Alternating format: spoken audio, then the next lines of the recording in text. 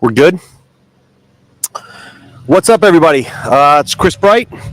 It's another beautiful day here in New Hampshire. In fact, a little bit hot today. It's Thursday, August 1st, and today we're going to do a town hall. And, you know, the topic that I want to talk about is actually like civic discourse and how we as, Granite Staters, Republicans, Americans kind of have political discussion. Because over the last, at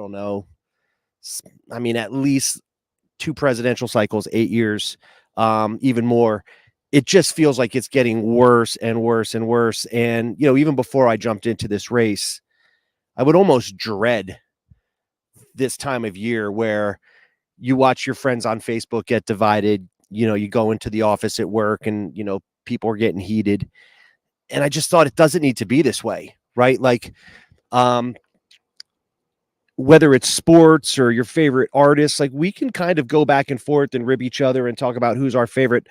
But man, when it comes to politics, and I guess that's just the nature of politics, but when it comes to this particular topic, people just get so uptight and so nasty with each other. And I end up taking a step back thinking to myself, like, do you really think that that's an effective way to change someone's mind? So today we want to talk a little bit about that. Just, before we get too far into it, are we still good? We tracking live? Good. So anyway, what's up, Ace? You good? Yeah, let's get into it. So first things first, when you look at our Facebook page, I mean, for starters, we've gotten phenomenal growth. And I'm watching us add about 100 to 100 people every 18 hours on our Facebook page. And that's phenomenal. But what I'm also starting to see is like the proliferation of the name calling and stuff like that on our own page. And I'd like us to be better than that. So when we think about kind of doing things differently, and we put out a video just the other day, we were talking about this video called The Dancing Man, and I'll get to that in a second. But the question was asked just as we were kind of sitting around, shooting the breeze, killing some time in between events. The question was asked, like, all of this is well and good, but can one guy really make a difference? Can you really change the direction that we're going from, little old CD1 here in New Hampshire? And my first response was, gee, I hope so, or this last year would be quite a waste. Right? All this would be for nothing if we thought that there wasn't an opportunity to make, meaningful change. And then I talked about this Dancing Man video. And if you haven't seen it, it's on our Facebook page. We show clips of it, but you can actually Google dancing guy on YouTube and this like 3-minute video will come up. And it shows a dude who's up there dancing. Like there's a music festival going on and he's in like shorts and no shirt, and he's just out there like living his best life, just dancing, right? He's got no skills and he's just moving. He doesn't care what anybody thinks, and he's just doing his thing. And it goes on for a little bit, and they explain like, okay, this is the leader. Like he's got an idea, he's got a certain vibe, a certain message, but that doesn't really go anywhere. Right now, he's just a lone nut with an idea. It's not until somebody comes up and joins him and starts dancing with him. And then the dancing guy embraces that first follower, the guy that comes up and starts dancing and treats him as an equal and like, hey, let's do this. And then it's the second and the third and the fourth followers that get on board. And so they end up validating not only the leader, but the movement. And I think that that's just such a great example of how you could pivot in a situation that might seem unpivotable, right? And so that's how I want to attack this campaign, is that it's not about attacking each other. Even, Chris Pappas, I mean, I have a ton of issues with his policy, but it shouldn't become personal. Like we've got to be able to talk through the policy differences, see if there's room for, common ground on any issue, and then come back together as a country to start solving these problems. So you're not just going to steamroll somebody. You're not going to convince somebody on our webpage to vote for President Trump by calling someone a demon rat. Like I've seen demon rats. The Democrats are calling Republicans like repuglicant, like stupid stuff. Like, come on, man, we're better than this. Like first grade name, right? calling. Like, it's like, bro, you look like you're 70 years old using like third grade put downs to make your political point. Like, what person is going to listen to that and be like, oh, you're right, I am now going to think differently because you called me a demon rat, right? So in order for us to start talking about things like abortion, like how do we close the border, how do we fix our economy, what do we do with inflation, let's have a discussion about our failing education system and how it's just not serving kids. All these different issues that people have strong convictions on.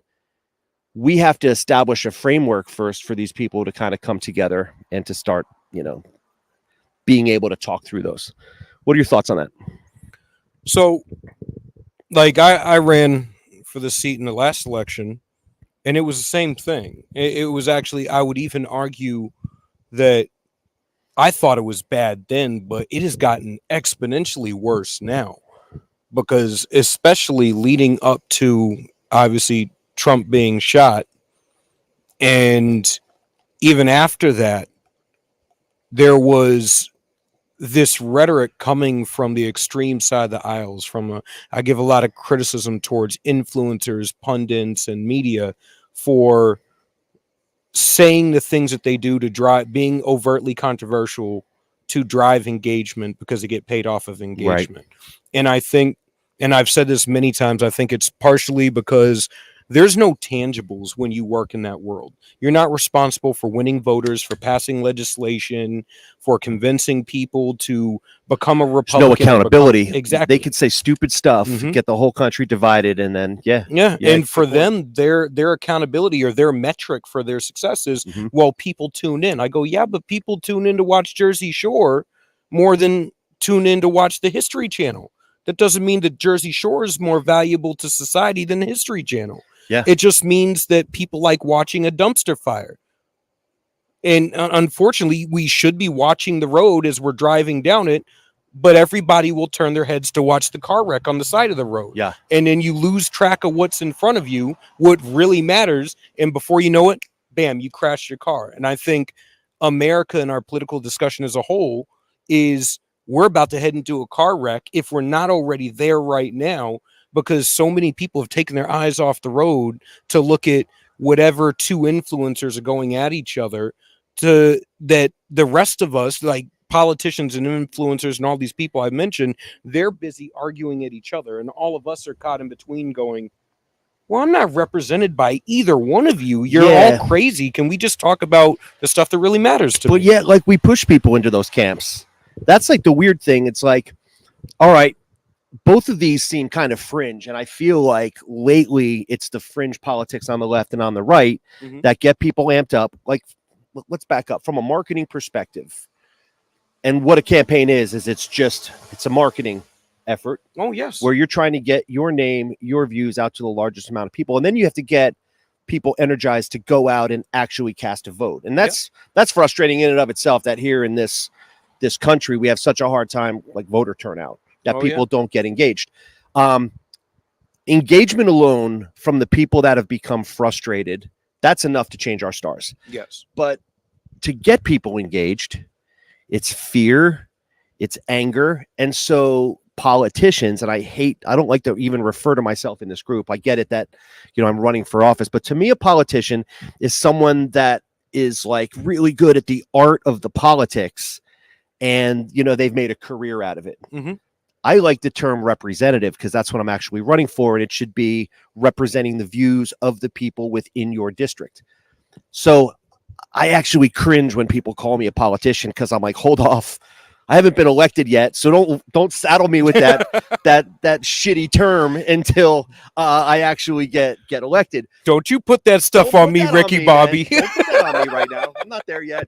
But anyway, it's like it doesn't, to your point, it doesn't pay, it doesn't get clicks, it doesn't sell TV revenue if it's not inflammatory and get people to act. But unfortunately, we've been driven into these different camps and we self-select into them. It's like, all right, I watch Fox News or I watch Breitbart or Newsmax or CNN or people have picked their one source and we've gotten lazy at thinking for ourselves as a country. And this isn't a Republican or a Democratic problem. We as Americans have so much information at our fingertips that we could just Google, or we can even ask, Chat GPT, what should I think about abortion? And some AI or some computer is going to tell you, right? That's not the right answer. And we have to be better at thinking for ourselves, looking up information. Like, the information is readily accessible. Oh, yeah. You don't have to just be fed. Like, there's people that just, you and I talk and you call me out and you actually chuckle at some of my responses to people on Facebook, right? Like, I've called some arguments adorable, whatever. This one woman's just coming at me and there were no facts. No. And it's just all the talking points from the left. And we do it too on the right. We've got to get away from just the talking points and be able to articulate a position, why that's important, and here's the actual data. Yeah. So during COVID, the early days, again, it was also 4 years ago, the election's about to happen. The economy was buzzing. This was the Achilles heel for Trump, was that if COVID brings down the economy, maybe we can kick him out. And you saw all the media just stoke all this fear around this coronavirus. And like, look, I get it. Back in the day, no one really knew what was going to happen with this thing. There was a lot of uncertainty. But the headlines that were coming out in the media were full of terror. Oh, yeah. 100,000 new cases of COVID today in the United States. But that sounds terrifying. Own that they did it either. They what? They won't even own that they did it either. They're like, you had the clock on the bottom of the TV, like we were back in the Cold War, and this was the doomsday clock ticking about. And I'm showing like, the numbers of and I'm like, come on, guys, you can't make a rational decision from a position of fear. Right. Like, I was taught in the Marine Corps, from a leadership perspective, there's two ways to lead people. You can lead people through respect and inspiration. You can inspire them to follow you by being a good leader in general, or you could win through you could win through fear. You could inspire them through fear, or you could get them to follow you through fear. And I'm like, fear has never been a more motivating factor to me than the idea that I want to take a bullet for you. So if you're an officer and you're telling me, well, do what I tell you to, or I'm going to court martial you, I'm a belligerent bastard. I'm immediately going to be like, well, I see you and I raise you 4 aces. I was like, but if you tell me, hey, I believe we can take that hill over there, and Ace, I believe you can be the one to do it. This is why we grab your gun and let's do it. And I'll be the first one leading the charge. Yeah. That's a great point. You know, I'm a West Point grad. Yep. And we had to memorize all this crazy knowledge. Yep. Like as a freshman, speeches, things that were completely irrelevant. The cow? You know that one? Yeah. Sir, she walks, she talks, she's full of chalk. The lacteal fluid extracted from the female of the bovine species is highly prolific to the nth degree. That's how the cow is. Yep. So like you had useless stuff like that. Annapolis was one of my favorite movies. Yeah. And then you had things like, okay, maximum effective range of an M16 or other things that, you know, are good to know. But one of the speeches we had to memorize was this thing called Schofield's definition of discipline. Okay. And here, bar trick. This was 30 years ago. Let's see if I can say it. Says the discipline which makes the soldiers of a free country reliable in battle is not to be gained by harsh or tyrannical treatment. On the contrary, such treatment is far more likely to destroy than to make an army.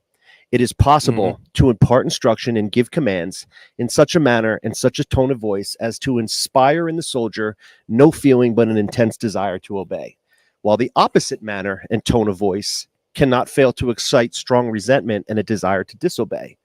The one mode or the other of dealing with subordinates springs from a corresponding spirit in the breast of the commander.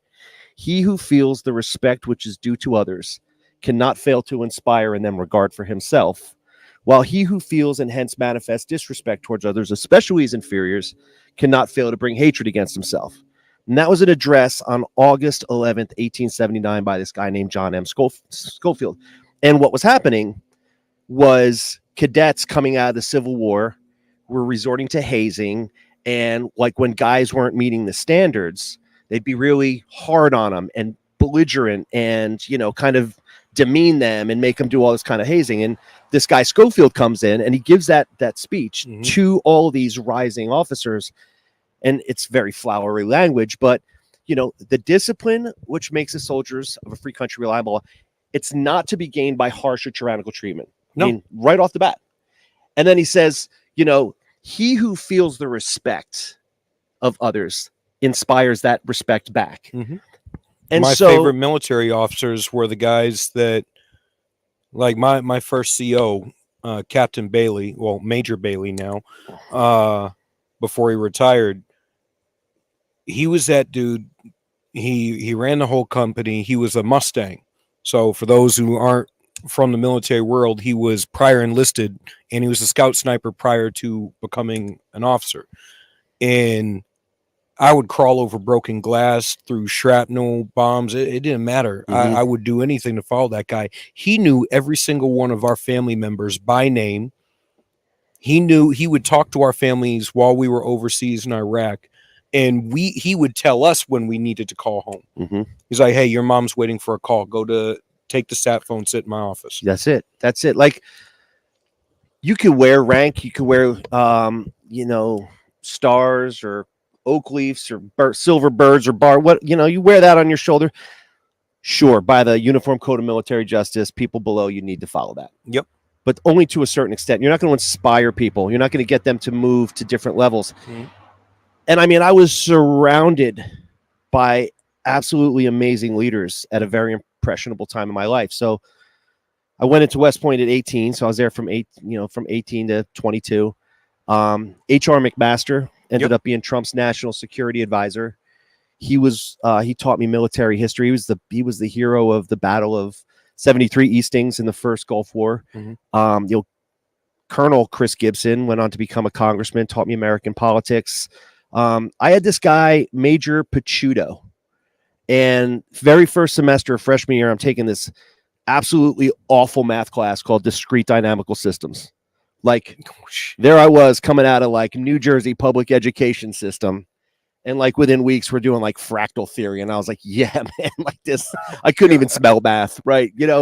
And so I fall behind, and this dude gives up his lunch every day for like 6 or 7 weeks to sit with me and like get me up to speed. Like, people who just genuinely care about others, same deal. Like your commander, like, man, this guy, he was from here, actually. He's from Boston. He had this first time I ever heard a Boston accent. Plus he was an Army aviator. So he would wear his flight suit, which I, again, hadn't seen that before. Hadn't heard a Boston accent. I got this guy in like pajamas. Like, who is this dude? Right. But amazing leader, a guy that was like, hey, it's not about me. Like, I'm going to do whatever it takes if you're willing to put the work in to invest in you. Yep. And so, yeah, Major Picciuto, I don't know if he ended up staying in, going on, but salute to that guy, because he brought me through that. So I'm glad you brought that point up, because when we talk about leadership, when we talk about like just the dysfunction in Congress, there's just a massive lack of leadership. Yeah.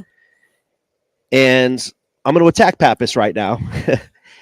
I don't think, like, he's a nice guy. Mm-hmm. He's a go along to get along guy. Okay, that might resonate with some people, but I'm looking for somebody that's going to stand up and actually be willing to, when the winds are blowing, to say like, hey, we're too divided. Or, you know what, maybe Trump maybe he's got a point that we should close the border. Mm-hmm. Or how about a year ago, or even, 8 weeks ago, when Biden has that disastrous performance, just the ability to get up and call a spade and be like, you know what, that wasn't a good look. I want a leader that's going to stand up and is going to, you know what, screw that the party's supporting a bill. If you know it's bad for New Hampshire, if you know it's bad for the people in your district, if you know it's bad for America, be the only voice to stand against it and say, no, this isn't what we stand for. Yeah. Like, there are supposed to be parameters and limitations on the power of government. and what the government is supposed to be involved in and what it's not supposed to be. And if you're not willing to stand up and be the one guy fighting for the right cause, then what are we doing? Why did you even go there? Right. And like, I think that's everybody in DC to some degree. And it's when it comes to New Hampshire specifically, we're the first in the nation. We have the responsibility of vetting presidential candidates every 4 years. Yeah. And if you don't make it out of New Hampshire, you don't make it. So we take pride in being able to ask the questions. Like, one of the premier constitutional scholars in the state, people laugh about this when I say it, he trained canines professionally for a living. He trained German shepherds. And I'm like, but he has memorized every evolution of not just our state constitution, but the federal constitution. Yeah. And the text, and read the founding fathers' documents. And he can list it off verbatim to the point where even the state's attorneys respect him for his sheer ability to get up and argue pro se better than anyone they've ever seen. And I'm like, that's the type of state this is. So what people don't seem to understand, like, you should be able to stand in front of that guy when that guy asks you a question, says, hey, how are you going to represent us when this bill that they're proposing in DC tramples on us? What are you going to do? That's another great point you bring up, because, I've lived all over the country when I was in the military. Yep. Same. Yeah, you did too. I'm not just saying this because I live here now. Like, the level of engagement and the understanding of kind of politics here in New Hampshire is not like anything I've seen in other parts of the state. Like, that's a great thing. It's great that our electorate and that our population and the folks around us, whether you agree with them or not, are seemingly more informed on the issues than other places we've seen or I've lived. And they hammer you on that, and they'll pick your brain, which is fantastic. This ties back into civic discourse. Yep. So when people say to me, like, what's your position on this or what's your position on that? I will answer that till the cows come home, because I believe in full transparency. Yep. But it's not just about what Chris Bright's opinion is. It's about the district. It's about the district. And we've got millions of people here that are read in on the issues, that do have opinions, that have felt for years that no one's been listening. This isn't just about putting another politician into the seat with my own ideas. I'm like, all right, well, it's my turn now. No. It's about doing things like this, going to Bernie's Beach Bar in Hampton. Yep. Which, by the way, we're doing in like 2 weeks. We're going to be doing this live town hall from Bernie's Beach Bar, which is going to be sick. We'll talk about that at the end. I love their lobster roll. Oh, yeah. Another stories. Yeah. But anyway, I really want us to get to a point again where we, as a district of informed voters, can come together and can talk these things out. Like, in a perfect world, I'd love to come next March, next April. You go in, you start in January. We get our feet underneath us. We come back to the district. Yep. We hold a town hall. And, oh, by the way, I'm a Republican. Pappas is a Democrat. Pappas has never come to Republican events that I've been to. No. Like, why are we doing this? Like, Republican votes matter too. And in fact, they make up 49% of the population here, right? Like, even though you have power, you can't discount a majority of these, not a majority, but a large group of this population. Yeah. So we should be able to sit down with anybody on any side of the aisle and take their grievances to heart. Right. Because that's what it is. My boy Maj Toure says all the time, we're all airing our grievances against the government, and they've convinced us to discount each other's grievances so they can escape our righteous condemnation unscathed. And I think that hits home for like the vast majority of us. I'm like, no.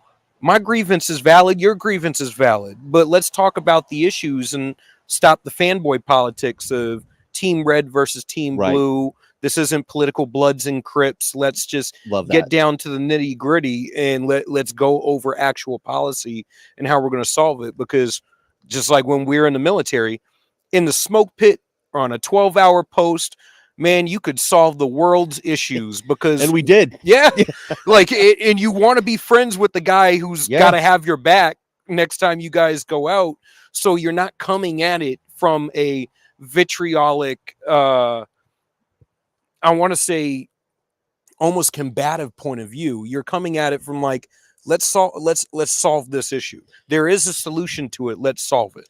Dude, spot on. I Spot think on. And we that's need more another reason veterans why I in think Congress military, because of that. I think that's why military veterans make good elected leaders for a lot of different reasons. But you're spot on. Mhm. Like when you're downrange with dudes, and West Point did this to us. So like every semester at West Point, they what's called scramble you. Yeah. So you have 8 different roommates over 4 years. And so, and there's actually some science to it. Like they don't just like pull out of a hat. So I lived with a kid, an inner city kid from LA. Like I grew up in Jersey, blue collar, middle class town. Boom. Inner city kid from LA and a guy from Albuquerque, New Mexico. First 2 roommates. Right. Okay. Then I lived with a hockey player from Michigan and this farm kid from Texas. Right. I lived with the guy from El Paso, Texas. I lived with like one of my dearest friends was Redneck AF from Alabama. You know, I'm into country music. And, but all of us had different viewpoints and different worldviews and came from different parts of the country. And politically, we were, I would say, majority of military does lean a little bit right, but there were definitely people with liberal leanings. Mm-hmm. But I love those guys like brothers. Oh, yeah. And we could talk about a litany of things. You're right. It's usually at 11 o'clock at night trying to stay awake. Yeah. Or you're down in the motor pool, like cleaning everything off, like whatever that looks like. Or you're in a foxhole at 2 a.m. in Fort Leonard Wood, Missouri, and it's 15 degrees out, and you're just trying to stay awake and stay warm, right? And they always used to say, you never talk religion or politics if you want to remain friends. I'm like, are you kidding? We used to talk about those the most. What we would not talk about is the Michigan versus Ohio State rivalry, and we would not talk about the Pats versus the Giants, and we sure as hell would not talk about Yankees versus Red Sox. Yeah.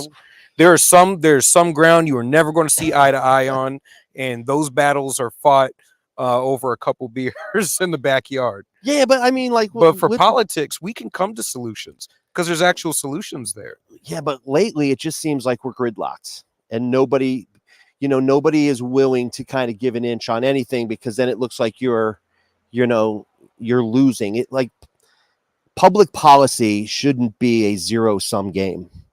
It shouldn't be winners or losers. I mean, all of this in a country of 330 million people, mm-hmm. there are varying views, and it's not realistic to think like you're going to just, oh wait, now we're in power, we're going to steamroll everybody else, we'll just keep going back and forth. No, it's just creating this division. We've got to be able to, talk through different policy points. So one of my competitors, she's beaten me up. She's taken kind of a quote early on out of context. Yeah. It's disingenuous. We've gone over this several times, but it was talking about illegal immigrants and path to citizenship. Yeah. And she's like, oh, Chris Bright supports a path to citizenship. And my first point was like, does he though? Or are you just taking that completely out of context to make a political point? But it ties into this conversation, because I actually applauded President Trump for offering up that solution during his presidency. With you're talking about the DACA, the DACA recipients. Exactly, because he offered, if I remember correctly, there were 800,000 DACA recipients at the time. He offered up to 1.2 million. So even the ones that were not currently in the system, but it applied to them, he was like, look, I'll you know what? Not only will I see you what you're asking for, I'll raise you the other people that are eligible for it if you fund the border wall and we pass legitimate immigration reform. Exactly. Right. So, and so you're never going to get all of that issue, but I have to give in order to get, which is that, I mean, that's being an adult, right? Is you give in order to get. But then you'll have people on the far fringes like, oh, you're a rhino. Really? Does that make Donald Trump a rhino? Is Donald Trump a rhino because he saw an opportunity, and he's a savvy businessman. He saw an opportunity to make a deal to get funding to start closing our borders permanently. And in return, he was willing to give some of these people that are in this country that have been here for 9-10 years. Yeah. He was willing to have a conversation about, all right, maybe we can.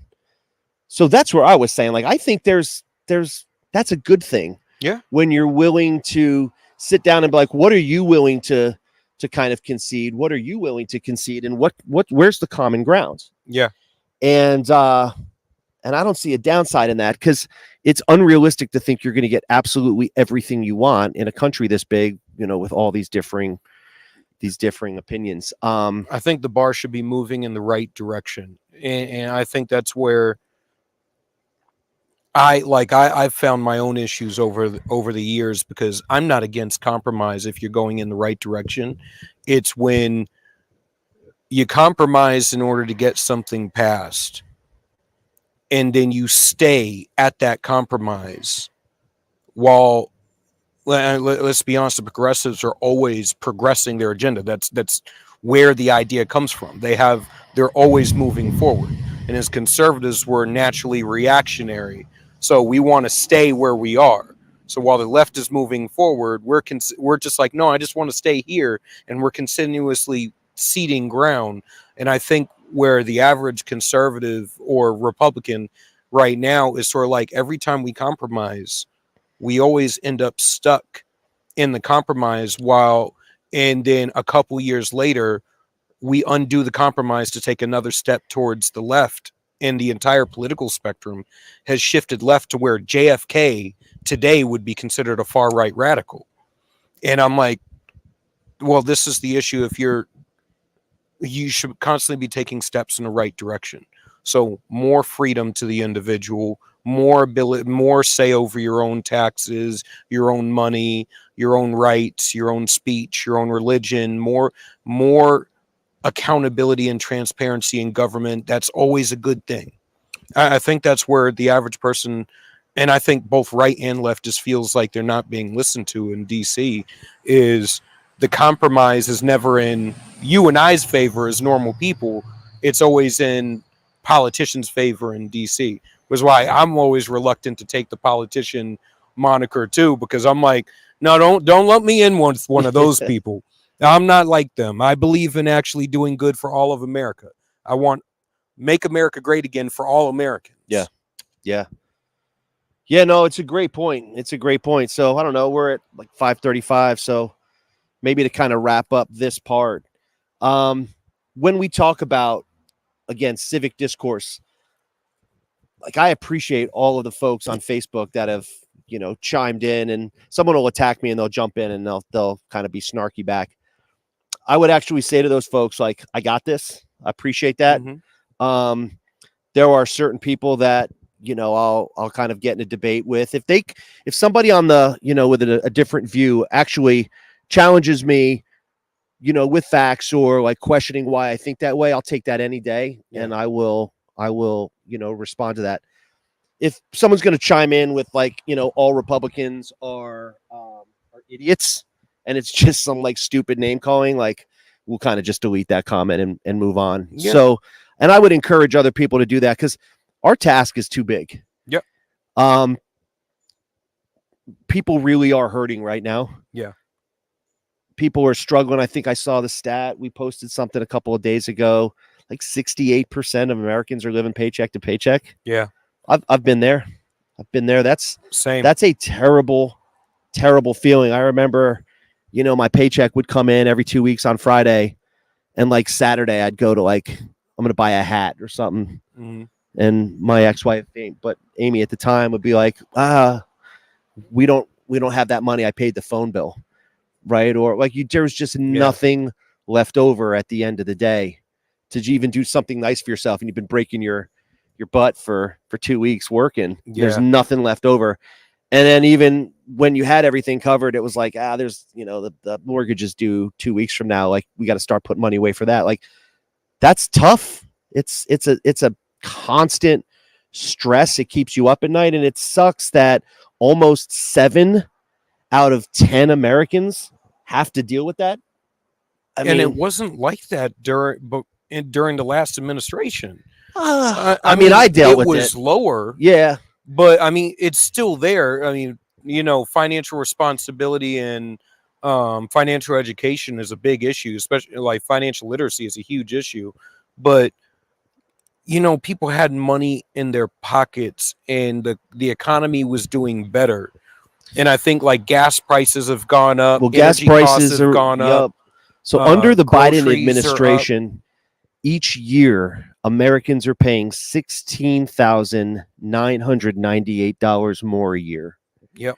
In the cost of just general goods. And so 1632, so $65,000 over the last 4 years. $65,000 more Americans spent for things that they were getting. What would you do with an extra $65K in your pocket right now? Right. So anyway, when we talk about all these different issues, like we have to start solving these problems, and it can't be like name calling gets us nowhere. Mm-hmm. Just, getting up and telling me the latest talking points from either side's news station of choice, that doesn't get us really anywhere. We have got to put somebody forward that is willing to actually start working on behalf of the country, that's willing to put the needs of CD1, the needs of, Granite Staters, the needs of Americans first, above party, above special interests, all these people writing these massive checks. 80% of Pappas's money is coming from out of state. Like, these types of things are disgusting. People that are doing pay to play and writing checks to politicians so they're in their pockets, that now they have a better say, or they're going to sway a business opportunity to them. Like, that swampy stuff needs to stop. Yeah. And in order for us to start to do it, one person needs to first stand up and say, like, I'm willing to do things differently. Mm-hmm. And then we need to get 2 or 3 more first followers on board. And those are the people that are now starting to see what we're talking about on Facebook and help us get this message out there. Forward posts, that helps. Just literally forwarding a post we do out to your network, that helps the cause, because we can talk directly to voters through social media. We don't have to go through like news or the media. Tomorrow morning, I'm going to be on WMUR. We're going to do a 9-minute clip. Yep. I've been interviewed by WMUR. Was that Monday or Tuesday? Yes. They'll film 7, 8, 9 minutes, and then they'll take a 30-second clip. Like, we need to be able to talk directly to voters, and we're using social media to do that. So my ask is this. 1, on social media, let's be the better people. Let's engage with others who maybe say some stupid stuff. Either ignore it or try to listen and present them with facts. And if they're not coming on board, then just move on. Because we know the direction we need to go. We know the things what we need to do. And all this other stuff is just noise. So we got to keep our eye on the prize. The second thing is just help get the name out there. So if you agree with this, then you can make a difference, and you can kind of help us grow this movement. All right, looks like we had a question. What was that? Okay. Yeah.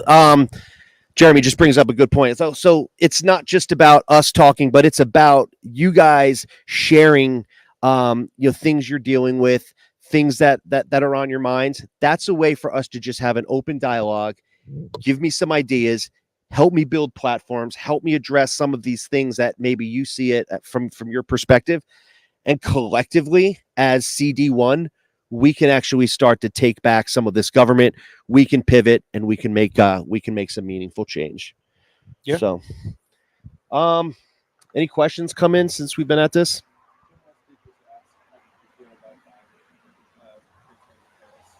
How did I feel about Biden? And who was that? Jim West. What do you think about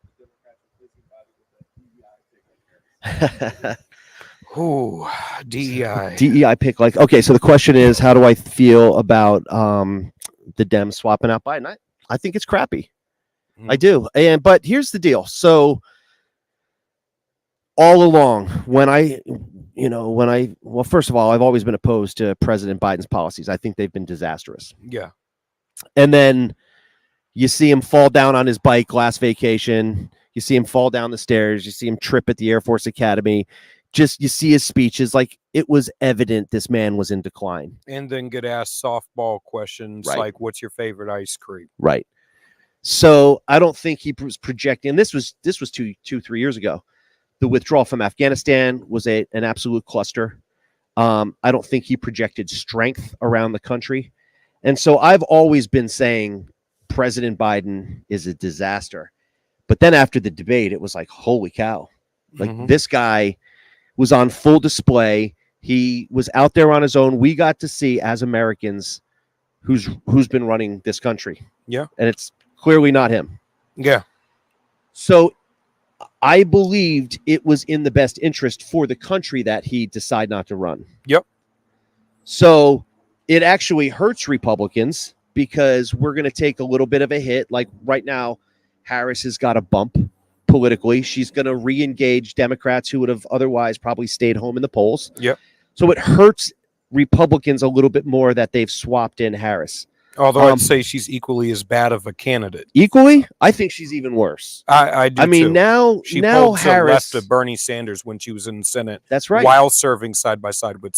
So Bernie. now she's going to have to start answering for her own platforms. I mean, up until this point, she's kind of been pushed off into a closet in the old executive office building. Like, no one was really paying attention to her. They're trying to undo that in 2021. In June of 2021, Biden named her the border czar. Yep. Now we're going back and trying to brainwash Americans. No. She wasn't really the border czar.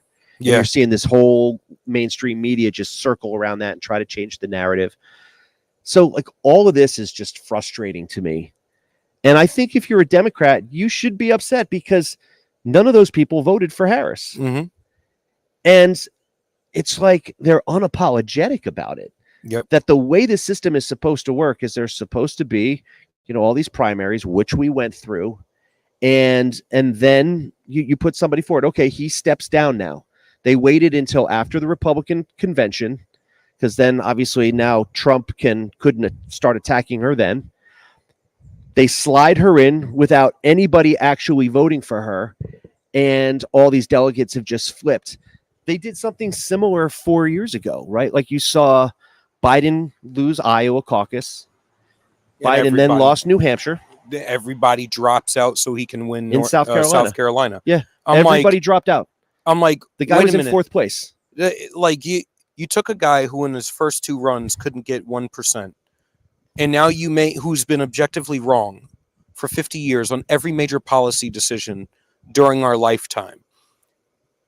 And all of a sudden you make him president. I will never forgive the Democrats for making the drafter, the self-proclaimed drafter of the 94 crime bill, which has been universally condemned in hindsight, their candidate. Yeah. And then telling me that as a black man, I have to vote for him because I'm a black man. Yeah, and then allow him to get up on Charlemagne the God and say, you ain't black if you don't vote for me. Yeah. Like, first, don't speak Ebonics to me. That's not how you would normally talk. It's disrespectful. I'm an educated man. Second off, I don't owe anybody my vote just because I'm a black man. Although I will say this about the DEI thing. I hate referring to Kamala Harris as a DEI candidate. One, it's counterproductive to conversation. We were just talking about civility. I think it's completely counterproductive. I think there's enough in her policy and her background as a prosecutor and in politics to chew on. We don't have to devolve to playing the same game the Democrats do. Mm-hmm. Two, they need us to do that. They need us to take the bait, and they need us to devolve down to the lowest common denominator when it comes to conversation, because that's the only way that she has a path to winning, is if we follow their cue and we do what Biden did when he selected her, which was he made it about race and so gender. I'm glad you said that, because at first when you're like, I don't like calling her a DEI candidate, I don't like name calling either, but in this case he made it an issue. He did because he said it before he even announced like who his candidate, his lists were. Mm-hmm. What did he do? Yep. He said it was going to be a black woman. Which means, and like for people who don't get this, and so like I've worked a lot on black issues over the years, that means your first priority for narrowing the scope of who you're going to select is not qualifications. Right. You're narrowing the scope based on race and gender. Then you're hoping to find qualified people once you've narrowed the scope. Instead, he should have said, if he had said, I'm going to select who I believe is the best possible person for the campaign. And in his mind, he could have been looking at electoral reasons or demographic reasons or policy reasons or political strategy. He could have been looking at a million different things and weighing them all at once. But if that had been how he went about it, we'd have been attacking her on her policies and her qualifications, not on the fact that she was chosen on the basis that she's a black woman. Yeah. And I'm like, first off, I don't remember black being a qualification. I don't remember black being anything that got me hired any point in time in my life. And I sure as hell don't remember what you have between your legs being a part of any job application I've ever filled out. Yeah. That in any way matters. It should be qualifications first. I'm going to pick the person I believe is the most qualified. And if I happen, and then hopefully out of that group of extremely qualified people, given that they're all qualified, then I'm going to choose the black woman because I think it would be a good step forward for the country. I wouldn't have had an issue with that. Yeah, but he went the opposite way around. It did. And ironically, like you're like, oh, you know what your sex is. Yeah, that's like a federally protected. It is. Class under labor law. So, but yet, for the second most powerful seat in this country, we weeded people out based on the color of their skin, and their gender. He literally admitted to discrimination. He did. So, part of again, when we talk about civic discourse and getting back to a point where we can have real conversations, we still have to be real with each other. Yes. So, I don't think it's name calling to say she's a DEI hire. Like that's literally stating a fact that 4.5 years ago, Joe Biden, who was the anointed one from the party, basically they got everybody else to drop out. He became the guy, and he said, I tell you what, my very first, or not my very first, but my vice presidential pick is going to be a black woman. We're going to go out and find somebody like that, or a minority woman. I don't remember exactly what he said, but yeah, so you can't undo that now. I'm like, oh, it wasn't a DEI hire. Race certainly factored into her hiring. Yeah. And now, that's all we're doing now. I mean, strategically, I don't think it's a good play to talk about it when we have so much more of value to hit her on, because I don't want her to pretend to take the high road while we're taking the bait and taking the low road, because I think we can take the high road and I think we can win. So to your point, let's say it what it was. She was initially given this opportunity because of, her gender and her race. Yep. But that aside now, if she was awesome, I'd have no problem with a black woman being president. And to be honest, I don't even think out of the black female Democrats, I don't think she was the most qualified out of all of them. I think there were numerous of black female Democrats that they could have gone to. Yeah. Hell, they could have gone to a black female never Trump. Everyone was like, "Oh, she should run. She would have been formidable." Yeah, she would have been formidable. So, not saying I'd vote for her because you still got the Obama policies there, but yeah, I wouldn't. But you're right. There are highly successful, savvy, black women. So that's not where we should be attacking her. So I think it's okay to say yes, she was a DEI hire for vice president, but I'm not even looking at any of those issues when it comes to why she's not fit to run against Donald Trump. Her record does enough of that. Oh, yeah. Her voting record, the things she's supposedly worked on, the massive failures at the border, her prosecution record, all of these things just show that she's not keeping black men in jail past their sentence time in order to use them for labor, and then the courts have to step in to stop it. Yeah. Wow. Yeah. So anyway, I appreciate that question. It was right for Biden to step down. I mean, I think it's scary to the democratic process, just, watching this unfold, that if you're a Democrat, it doesn't matter who you vote for.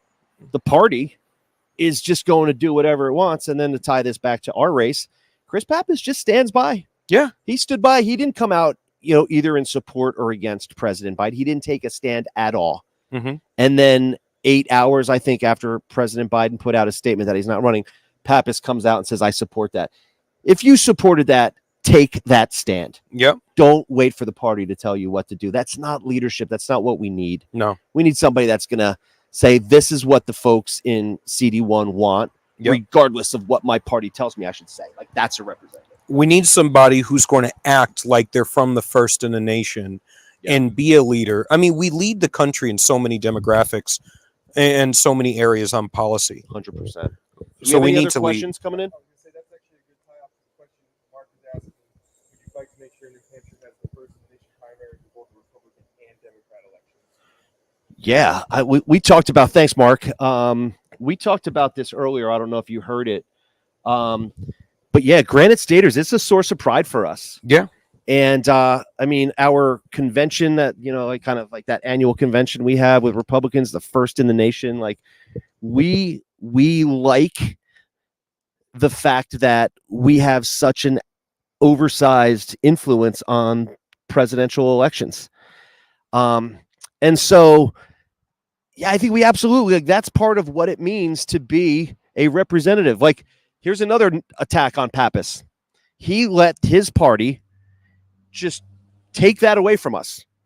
Undermine the people in the state. Totally. You let them undermine your own district. And where did they give it? South Carolina. Yeah. And what was that? Jim Clyburn down there? Yeah.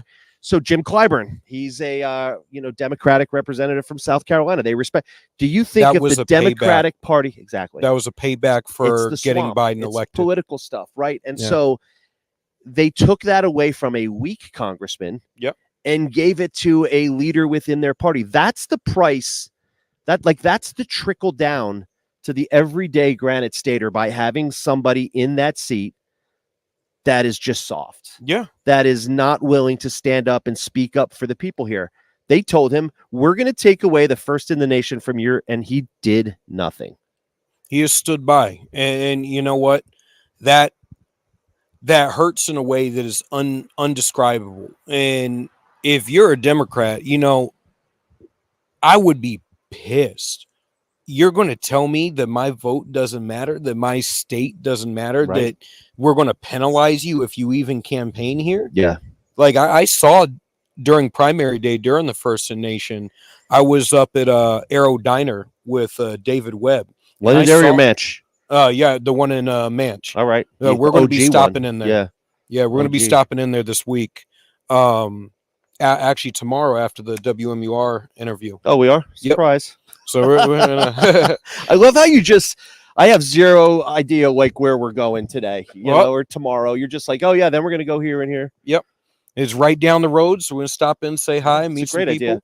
But I was up there with David Webb, and we were talking about it on air. We're like, I can't believe Dean Phillips just walked by, and this guy's being stonewalled in state. He's not allowed to even be recognized as a legitimate candidate because he even bothered to show up here. And I'm like, look what they imagine did to RFK. being punished for showing up somewhere. Right.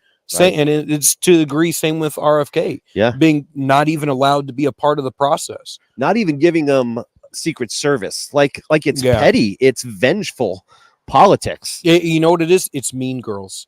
It is Mean Girls. It's Mean Girls. And you know what? It's some sassy beta energy coming from the Democrats to even allow that type of stuff to happen. Yeah. You wouldn't allow, like, I don't wish harm on Biden. I don't wish harm on people because I disagree with you politically. And I certainly wouldn't take away your protection. Yeah. Especially with a guy with a history like that of people in his family getting assassinated. Right. Like out of all the people, it's like somebody's really likely, just given the track record, someone's likely to take a shot at you. We might want to put some people who might want to protect you in front of you. I'm with you. Any other questions? Last question. We've been busy today, so I don't know if you have enough info, but Margaret asked, what do you think about the prison exchange that happened today? Hey, Margaret. So the prisoner exchange that happened today, I don't know if you had a chance to see it. For folks who haven't read about this, Paul Whelan, the Marine, and then Evan Gershkowitz, the New York Times reporter, were both released today. and it was a international prisoner exchange that's been in the works for a couple of months. Yep. And the State Department, the CIA, have been crisscrossing Asia and Europe to go around to these different countries and see if they can get enough prisoners to be able to go back to Putin and get these two out.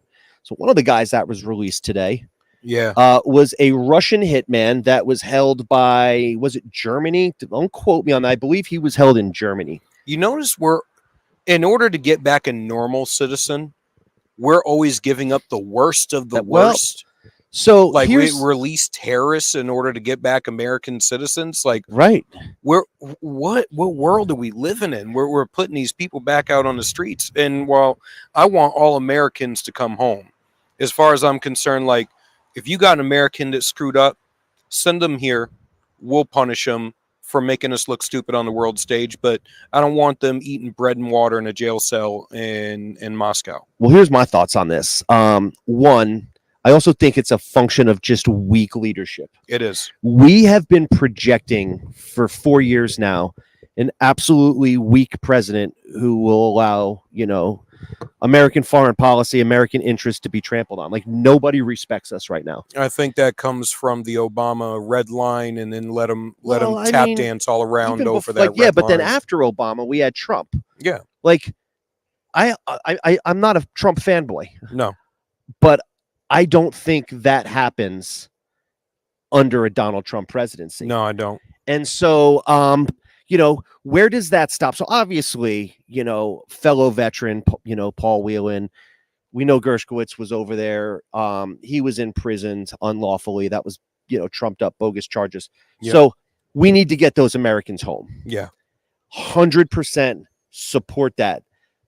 But it creates a dangerous precedent. And again, to me, it makes us look weak, where we're going around hat in hand to all these countries and like, can you give us some of your prisoners so we can go back to big bad Putin and have him release our people?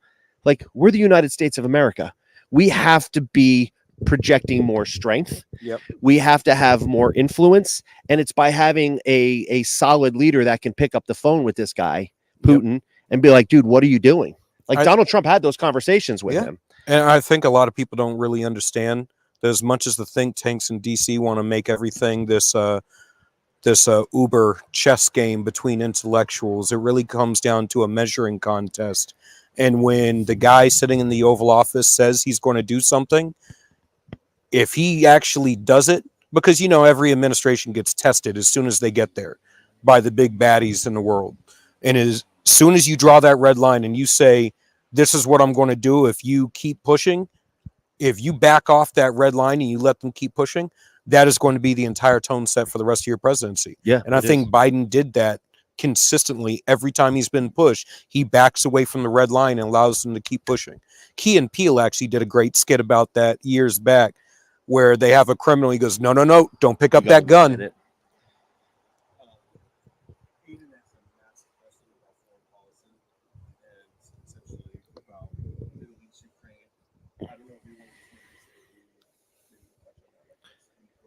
Let's see, we're at 6. It's a big question. Thanks, Aiden, for hitting me with a big question right at 6 p.m. No, let's answer it. What's the question? Essentially wrapping it up, Israel's methods in the region of taking out. Do you think America can still fight two fronts in its current state? Do you think we'll be forced to take it out? It's a big question on foreign policy. Okay. Just touch on how you're feeling about the foreign policy issues just as a broad spectrum. Sure. We could tee this up for next week. Yeah. So the United States always has a thing called the National Military Strategy. And when I was at West Point, when I was in the Army, the National Military Strategy was to be able to fight two simultaneous Gulf War engagements, simultaneously, right? Yeah. And so when I went into West Point, we were the third largest army in the world. And then under the Clinton administration, they had a thing called BRAC, base realignment and closures, and they scaled everything down, and we became the 10th largest army in the world. That degraded us in a few different areas. One, military deployments started to get longer, and two, the people will call it the military industrial complex. Like, I don't like that term. That was an Eisenhower term that I think has now just been applied way too broadly. But the technology in the aerospace and defense industries kind of fell behind. And so when we had 9/11 happened, and then we found ourselves back again, now having to fight two simultaneous wars in both OIF and OEF, so Operation Iraqi Freedom in Iraq, Operation Enduring Freedom in Afghanistan, we found ourselves having to execute a national military strategy simultaneously on two fronts. And in the early days of that war, we kind of rolled right into Baghdad. I mean, we went in very quickly and suffered, few casualties. It wasn't until like the follow-on phases that we started to have all the IEDs and all of those deaths that kind of came out of that. I will argue that those early deaths are on what came out of BRAC and kind of the scaling down of the military, because folks were rolling around in soft skin Humvees, trucks that we had back then called LMTVs and FMTVs. And they would take these hits, and it would either cause like amputations, it would kill people, or a lot of folks came back with traumatic brain injuries from the blast wave. And it took years. It took 3-4 years before we started to see upgraded technology like the MRAP, other types of equipment. The Army moved to a different type of Kevlar, like all this other technology that we were able to invest in that saved soldiers' lives moving forward. So, like, we have to be able to support two fronts at any given time, because you just don't know when the proverbial poo is going to hit the fan. And we were somewhat caught lax back then in terms of military technology, and Americans died as a result of that. So you have to maintain that readiness. With respect to Israel and Ukraine, in Ukraine, and I know there's a massive nationalist push on the Republican side, like, why are we over there? We shouldn't be spending that money. I understand that argument. And to a degree, I get it. Of course. And I kind of agree with it, but it's that it's more born out of frustration that we send funds all over the world, but we never, our politicians make us argue for. So where I'm going with that, though, is that the money we spend in Ukraine actually contributes to being able to sustain a two-front war, because Patriot missiles, bullets, flares, MREs, all this stuff that we keep in stockpile has an expiration date. Yes, it does. Singar batteries, C4, like all of this massive stuff that's called materiel, by the way, that degrades over time. And so we've been sending that stuff over to Ukraine, and we've been investing that back in here to replenish our stockpiles. Like, that's a good thing. We've also managed to keep Putin in check. And again, when we're talking about Putin kidnapping Americans and, demanding snipers and hitmen get released in exchange for a Wall Street Journal reporter, like, this is a bad dude that we need to keep in check. And we were able to do that without, committing American soldiers. And so to me, it was like two birds with one stone. Like, we upgraded our material supplies. We've kept Putin in check without having to commit American resources for a country that is very strategic for us. The Israel thing, again, another strategic ally. Is it a good look, though, what they're doing, just leveling the Gaza Strip? No, it's not how the American military conducts combat operations. Like, we go out of our way, put ourselves at risk to protect civilian casualties. And to be honest, Israel doesn't have to do that. They don't. I mean, I empathize with that too, though, because here are people that were living their own lives, and early day in the fall, some of them were at a music concert. These animals come in, drag them out of their homes, and execute them. Like, they didn't ask for this. It was utterly disgusting. It was October 7th, and they've put gut-wrenching. They've put their, I'm talking about Hamas. They've put their command centers, tunnels, under hospitals, under schools. I mean, so it's a tough position for the Israelis to be in. I do support their ability to defend themselves. it's not a great look though to just see them killing all of these people. I wish there was a better way that they could conduct their operations and maybe give a little bit more. It really comes down to one side of the battle. The men are standing in front of their families, trying to protect their families, and the other side of the battle, they're standing behind their families, shooting at you, daring you to try and shoot through their families to get to them. Yeah. And I'm sitting here going, if I'm standing in front of my family, if I go down, my family's next. I have no choice. Yeah. And that's kind of the position that Israel's in. Yeah. Aiden, that's a long question. So why don't we maybe we talk about, we haven't spent much time talking about foreign policy. Yeah, I think So yeah, maybe next week let's hit that. Let's All hit right. that for sure. So next week will be the foreign policy discussion. Yeah, we will tee this up again next week.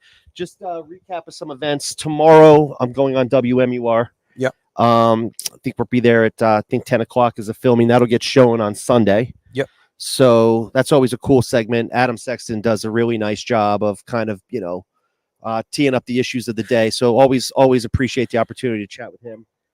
We are going to Red Arrow Diner then after that. And what do we have tomorrow?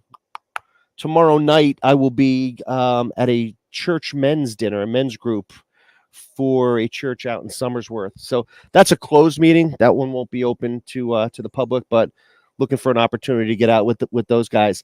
We've got a Veterans Count event on Saturday. There Up is in Portsmouth. the Military Officers Association lobster bake. We will be at that, so I'm super jazzed to just get out there with a bunch of military vets. And then we've got Hogs and Dogs. Hogs and Dogs Hogs in and Dogs Manchester, in Harley. Manch. So we'll have to scoot over from the military officers thing, just roll across to Manch and hit that. And then we've got the Real Women's Gala With Riley Gaines. with Riley Gaines. That should be cool. That'll be a good time, Yeah, especially that'll be considering cool. what just happened in the Olympics. Yeah, absolutely. So that's tomorrow night at the Atkinson. So 1, 2, 3, 4 events tomorrow. That's a busy day. But you know what? So next week we'll do foreign policy, and then we'll tee up our response to after we get to see Riley Gaines and the Real Women's Gala and what just transpired in the Olympics and it's a good idea. the different cases with women's sports going around the country right now. Roger that. Hey, listen, one other thing before we wrap this up. I would love to have like a roundtable. So, other state reps or folks, like we were thinking about lighting up the fire. Yeah. And maybe having 4 or 5 people over and let's just sit around and talk issues. Because I mean it when I say I don't want this to just be Chris Bright's ideas. Like I would love to get, some other state leaders here or just influencers and let's just talk. Let's talk ideas. Let's question each other. Let's just see if we can't start hammering out some stuff. What's that? Yeah. Maybe we do this at Bernie's or wherever that looks like. So if you have any interest on, coming on this with us and just kind of rapping for an hour about, the different political issues, or you've got some good ideas, like send me a message. My cell 603-489-7487. And then it's cbright@chrisbright.org. That's my email. And I appreciate people sending me their notes. So thank you all. We went over a little bit today, but I appreciate the questions. And we will talk to you all next week. See you out in the trail. Please subscribe, share, donate, tell your friends. And if you need a sign, just message us and I'll make sure that we get a sign in your yard. Take care, guys.